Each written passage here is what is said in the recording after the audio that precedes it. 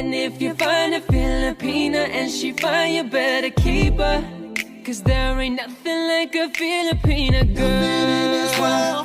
Oh, Living is wild like a Filipina swell.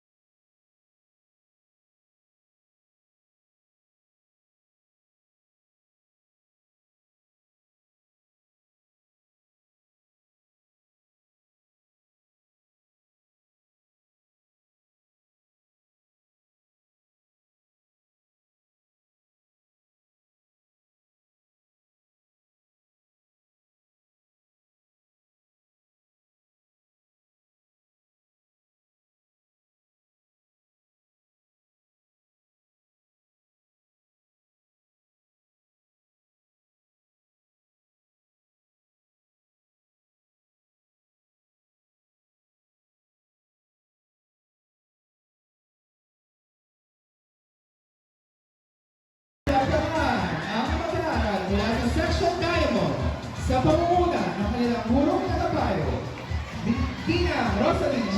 Saragon.